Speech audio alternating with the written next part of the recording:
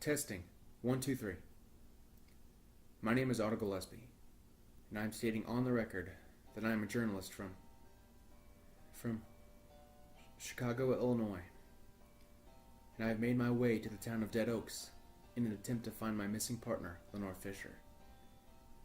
Lenore, who I've been working with since our time together at Ball State University in Indiana, went missing 4 months ago, and until 2 weeks ago, I have been unable to find any trace of her whereabouts. It was simply as if Lenore had never existed, as completely and undeniably crazy as that sounds. After our boss informed me Lenore had not shown up for work the first day after she went missing, I drove to her apartment in downtown Chicago. When I rang the buzzer, an elderly woman answered the call and informed me that she had lived in that apartment for over a year. Now I know this cannot be true, because Lenore and I spend every Friday evening together, drinking wine, watching scary movies, alternating between her apartment and mine from week to week. So what the elderly woman was saying could simply not be true. But maybe she was senile, or maybe something more sinister was going on. After the strange incident at Lenore's apartment, I went several days without hearing a word about where Lenore might have gone. I was at a loss of what to do, and Lenore had not answered her cell phone any of the 20 or 30 times I tried calling it.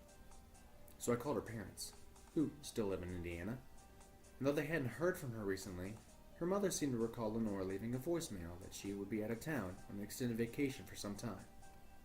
Now, Lenore never mentioned a vacation to me or anyone at the newspaper we both worked for, so the information about Lenore's impromptu vacation was strange enough.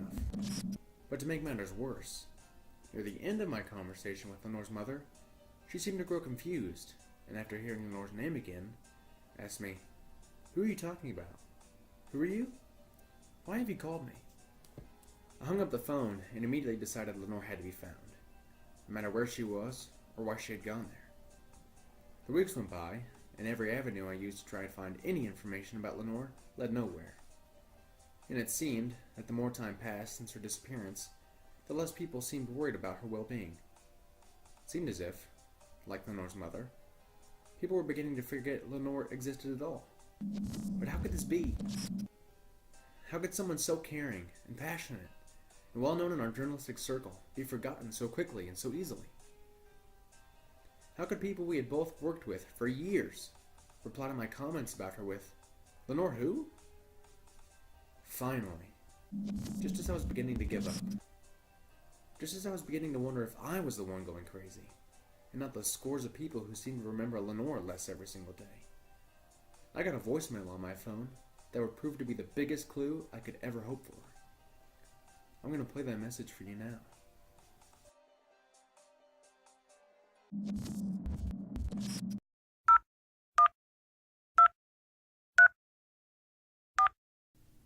You've reached the voicemail box of Otto Gillespie, lead reporter for the Chicago Daily Herald. Please leave a detailed message along with your name and return phone number, and I'll return this call as quickly as I can. Thanks.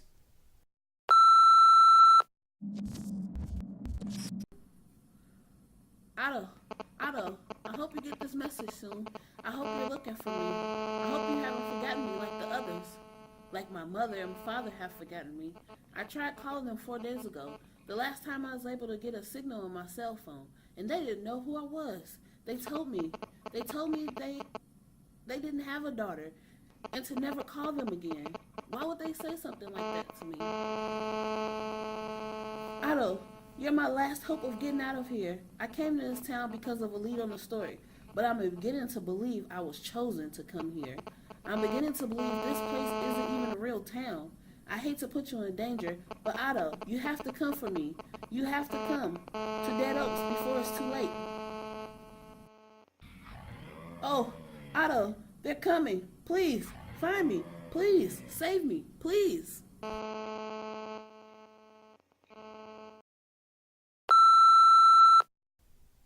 And here I am. After receiving Lenore's phone message, I started packing immediately and left for Dead Oaks without trying to explain to my boss at the newspaper why I was going. I have a feeling she wouldn't have understood anyway. And if I'm being completely honest, I don't think I could have handled one more person telling me they didn't know who Lenore Fischer was. I couldn't handle one more person asking me if I was feeling well, because even the sound of her name, after months of not knowing where she is, or if she's okay, or even if she is still alive, causing me to break out into a cold sweat and nearly black out. Even if nobody else remembered Lenore, how could I live with myself if I simply tried to forget her too? And how could I live with myself if I actually succeeded? I packed a duffel bag and left a note hanging on our refrigerator door. The note explained where I had gone and why, just in case it would come back. Though I'm honestly not hopeful of anyone finding it even if I do disappear. I made sure to call my father, and I told him I'd be gone no more than 2 weeks on an assignment for the newspaper, and to call the authorities if I hadn't returned by the end of October. He seemed worried, but being a retired newsman himself, he knows working in journalism can be somewhat dangerous at times. Though he does see a large difference between writing for a newspaper in urban America and reporting to the front lines of a war zone. And then I was on my way. From an outsider's perspective, Dead Oaks looks like any other small American town. But something in my gut warns me not to be fooled by outward appearances. Dead Oaks is not just any other small American town. The road leading into town is lined with tall, green oak trees, making the name of itself sound somewhat ironic. The friendly looks of downtown Main Street, with the shop fronts and brick-faced buildings no taller than 4 stories, gives off the feeling of having traveled back in time a good 50 or 60 years, to a simpler time, a happier time. This is not a happy town. There's nothing simple about Dead Oaks. I arrived in Dead Oaks only a few short hours ago, but I could not tell you how long I was on the road or even in which direction I traveled from Chicago, which in actuality should be more troubling to me than it really is at this time. What's more troubling to me at this moment is that since I made it to Dead Oaks, I've only encountered one person, the desk clerk of a small motel I found upon driving into the town, who hurriedly assigned me to room 11, handed me a key, and whisked herself out of sight, without so much as a good night or enjoy your stay. She was gone quicker than I could blink. A ghost if I ever saw one. I made my way to my room with my one duffel bag and began recording my story only after taking a hot shower to wash off all the filth I could already feel from being in this town only a short time. I'd never been to Dead Oaks before. I hadn't even heard of Dead Oaks before Lenore's distressed voicemail message. But I can tell you, with absolute certainty, that someone's knocking at the door. But who knows I'm here? I'll leave the recorder on while I investigate.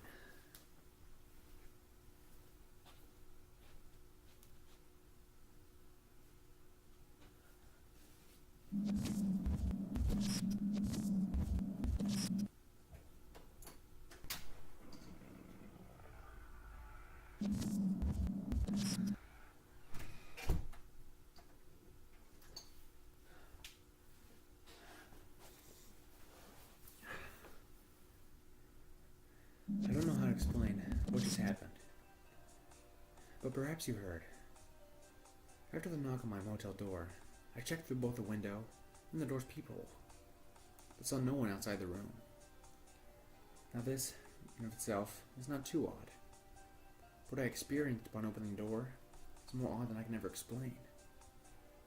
As I opened the door, a chill, more terrifying than anything I've ever felt in my life, swept over me. And I found myself paralyzed for only a brief moment. And when that moment only lasted for a couple seconds, and though I saw no one in the area, not even in the parking lot, I knew I was being watched. From somewhere. By someone. Or something. I don't know if you heard it, listeners. Though I could see nothing, I could hear and feel what I can only describe as breath, inhaling and exhaling from something that wasn't even there at all. I don't even know what I'm saying at this point. I'm starting to sound like a crazy person. I'm starting to sound like those people who seem to forget Lenore's presence in their lives altogether. I'm going to turn off the recorder now, trying to get some rest. My coming days in Dead Oaks, I fear, are going to be unlike anything I've ever experienced. I can only hope to find Lenore sooner rather than later, and return her to the safety of Chicago. Our home. Yeah. where we're both from. I'm very tired. I need to get some rest. Such a long drive today. Good night, listeners. I'll update again soon. Tired.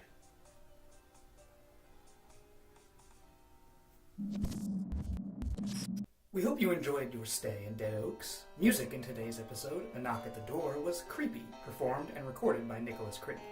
The voices of Dead Oaks were Aaron Beck as Otto Gillespie and Cherie Sanders as Lenore Fischer. This episode was written and edited by me, Christopher Waltz. Please check back in 2 weeks for episode 2, Visitors Not Welcome, to find out what happens when Otto encounters more than he bargained for when he meets the sheriff of Dead Oaks. Dead Oaks is brought to you by Bronzecast Productions.